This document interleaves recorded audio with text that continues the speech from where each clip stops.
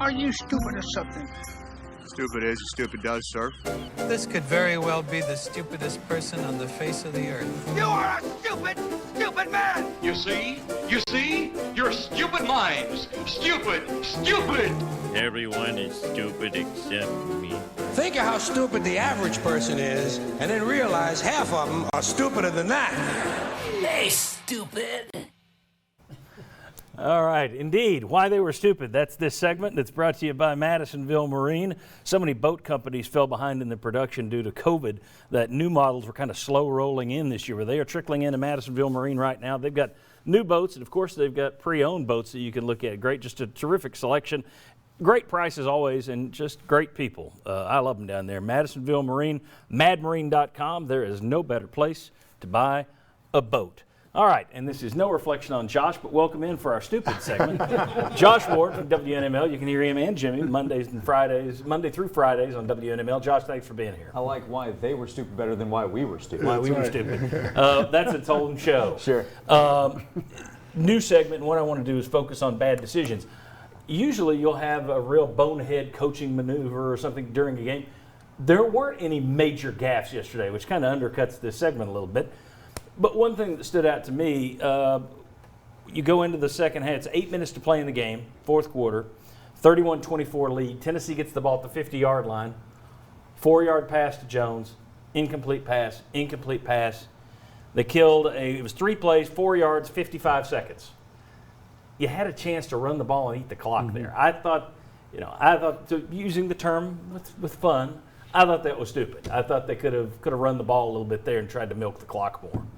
Anything you thought was stupid from Tennessee or South Carolina? Yeah, South Carolina bus champ. I mean, I look at a guy or quarterback there is throwing high, throwing guys, missing guys that are wide open. If I'm him, I'm bringing the house and just saying, listen, we're either going to hit you or you're going to start hitting these open guys, because we're not going to sit back and let you go. So for me, not being more aggressive on their side of the ball and not going after the quarterback, even if they were busting and leaving guys open, I looked at it and say, hey, you're going to miss more than you're going to complete. I'm going to go with it and roll the dice. Okay. Anything else, or do you guys agree? Chime in. No, I agree with Tim, but I was going to go to my stupid plays. And look, I give Jeremy Banks a lot of credit for doing all he did to get back on the team. He's an aggressive player. But you can't have those 2 penalties that he had. He hit a guy out of bounds. It was clearly out of bounds, and he deserved the 15 yards there. And then he yanked the guy's helmet off and threw it, got 15 more on that. Those are undisciplined plays.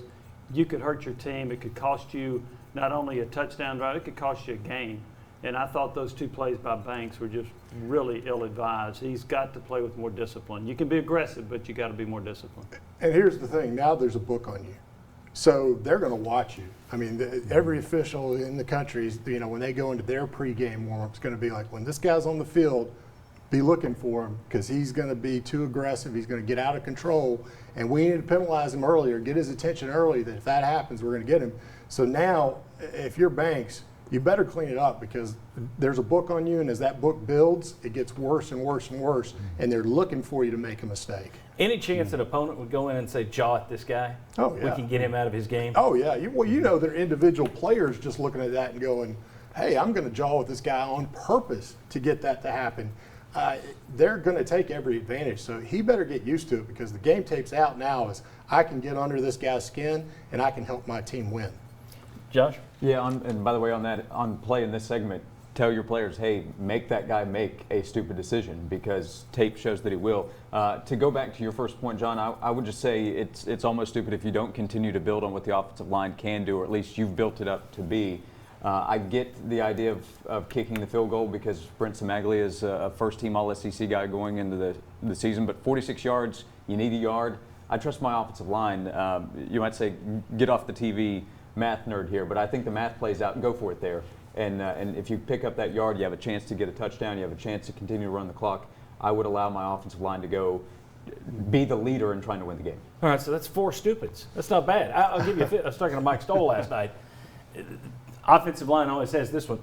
The 2 procedure penalties on the the next to last clock killing drive where Tennessee did have to punt, and that led to the fumble. Those 2 penalties, in his words, which he's been coached, better to die at birth than to jump off sides. So you had some stupid decisions. Some of those by players. In terms of big coaching gaffes, why not you blitz Garantano more if you're South Carolina and Tennessee, the 4th and 1, and also the idea that you go out there and you throw 3 passes to 50 with 8 to go, you don't run it once.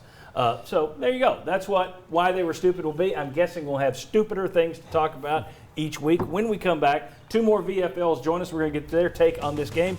We're going to talk specifically about Jarrett Garantano. Looked like the old Jarrett Garantano. Is it possible to have a guy who throws better when he's getting his teeth knocked out than when he's got a clean pocket? Why would that be? We'll discuss. Come on back on the Sports Source.